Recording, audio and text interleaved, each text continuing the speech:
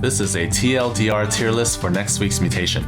This is based on solo play because your ally is a random factor that cannot be accounted for. Also, this is based on above average co-op knowledge. Mechanical skill is not that important in co-op. Adjust these rankings based on your own knowledge and skill level.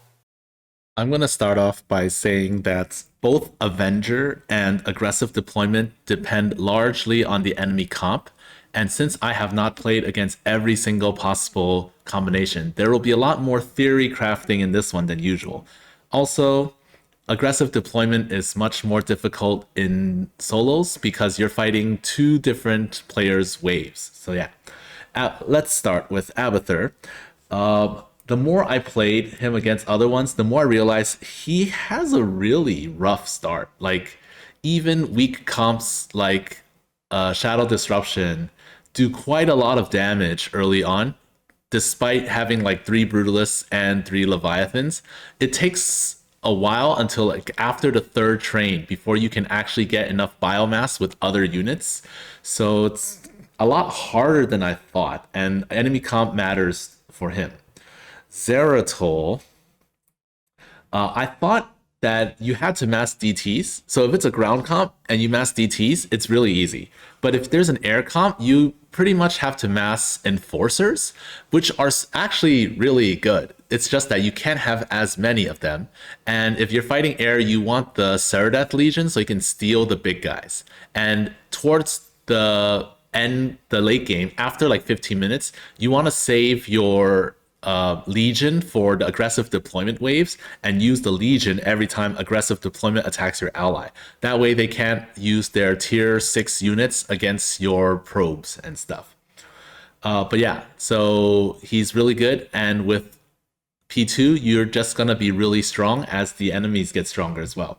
Kerrigan, man, I thought Kerrigan's really good, but she's extremely reliant on the hero unit, and if the enemies are buffed, she just can't handle all that extra pressure. Ultralists and Lurkers are too slow in the mid game. You don't have enough of them to make a difference. And Avenger air units will also be problematic for her. So she's really bad for this one. It is doable, of course, but you need to survive quite a long time before you get the ball rolling. So I don't think she's really good for this mutation.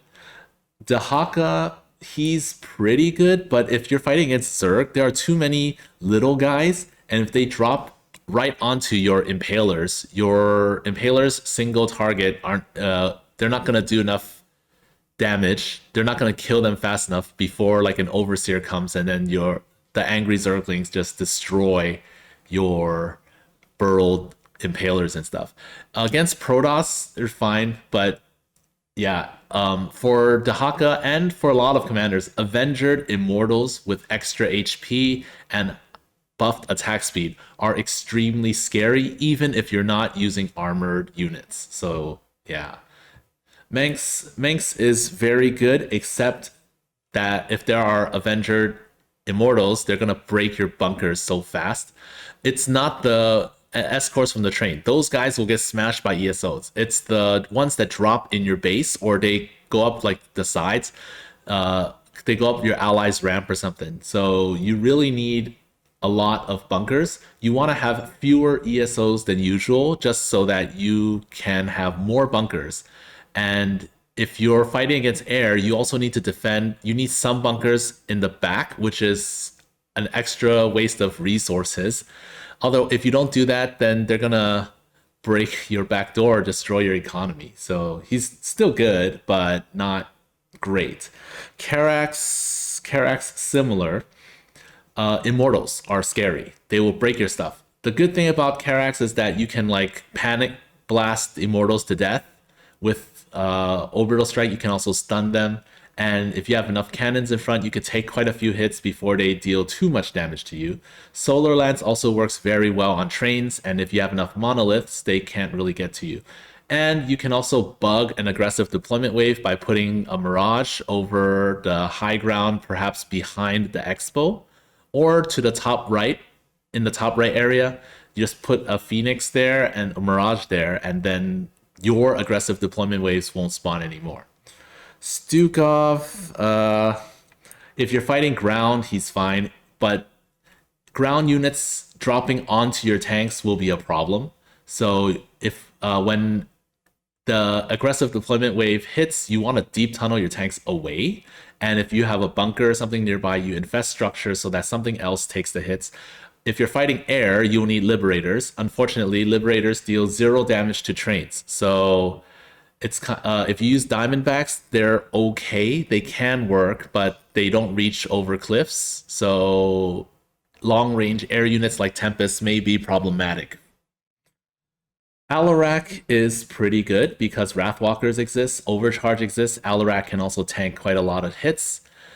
You need to be good with your Ascendant usage and perhaps even your Force Field usage, but he can deal quite a lot of damage in the late game, so the enemy scaling is not that scary for him because his Ascendants and Wrathwalkers kind of scale as well. Swann is like Karax except worse because unlike Karax, he doesn't really have a panic button to deal with Immortals. Immortals will just completely destroy him while his turrets slowly poke away or his drill slowly drills down the HP of like 5-6 Immortals. It's crazy. Anything that's not an Immortal, he's fine.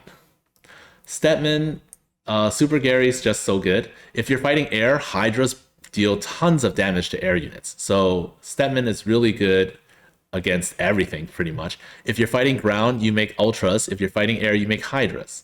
Or Corruptors, either one.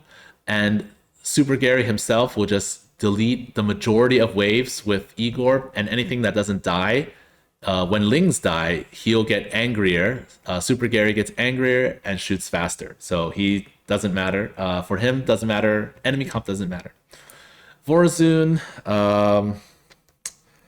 Vorazun is here because against ground, DTs rule. Against air, when you have so many extra air units coming at you, Corsairs deal 0 damage to trains. So if you need extra Corsairs to deal with aggressive deployment, you're not going to have enough DTs for trains. If you're fighting a ground comp, DTs will be fine for the most part, but you hope to have enough black holes, and if there are quite a lot of enemies, so you have to be really careful about how you attack. And if you're fighting air comp, you're kind of screwed. So, oh yeah, and Terrans, if you're fighting Terrans, they'll send Ravens because if you hit them with invisible units, they'll send Ravens to your mineral lines. That's no good either. So it's quite annoying overall. Zagara, bio launchers are good. They don't care about enemy comp too much, except Immortals. If they fall and just like completely wreck your bio launchers, that's no good. But aside from that, you can hopefully poke down the enemies before they get close. Bio launchers, if you place them in key places, you can destroy a lot of enemies before they get close.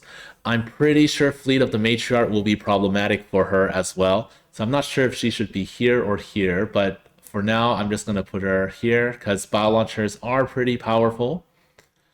Raynor, even against the weak 4, he has a hard time. So I think I fought against classic infantry, and I could use Banshees to fight cloaked units against the trains. They don't hit me, but that's still really hard.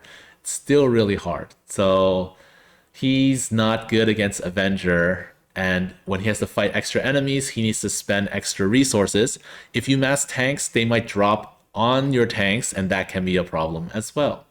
Artanis, very difficult. He doesn't like fighting a lot of extra enemies. Avenger is no good. I don't know why some people say he's good against Avenger. He does deal extra damage to armor, but he shoots really slowly. He kind of wins based on attrition, and when the enemies shoot faster and can chase you down, you can't really kite them, and you have to deal with trains, and there are like lots of extra tier 6 waves. That's just recipe for a nightmare. Fenix is fine as long as you don't fight air. So against ground, he'll wreck him. Against air, good luck, because Caudalus cannot hit air. You'll need more Mojos or Dragoon suits to deal with that, and if you don't have enough, then yeah, like Fleet of the Matriarch is going to destroy him. Han and Horner, against ground, they can shoot the most of the enemies that come.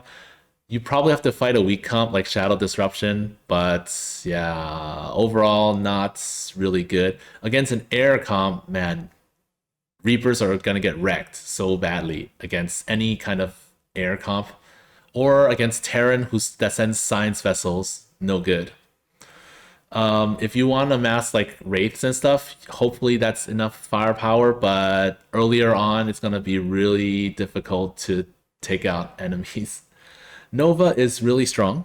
Nova is really good because Liberators. Unlike Phoenix, Liberators still deal decent damage against air units, plus Nova on the ground can snipe fat carriers. So that's good. If you want to use EMP on them, that's also fine, but that's extra work. I would rather spend that gas on more Liberators. If you're fighting a ground comp, you just pew pew from the sky with your Liberators, and they will melt so fast. So that's good. Tychus, he can fight anything, so he doesn't care. If you're fighting a super hard comp, Vega can just mind control the units, and you don't have to deal with them anymore. Nux can storm them. Serious turrets confuse them. Tychus one-shots them with grenade. It's just usual lone wolf stuff, but you have to be a little more vigilant and make sure your outlaws are positioned correctly. Sam is mostly going to be on train damage duty. If the aggressive deployment wave drops near him, you can just airlift him and so that they run away, and then let them go to your base. That's it for this tier list. You can extrapolate this info to your duel runs. Good luck with the mutation.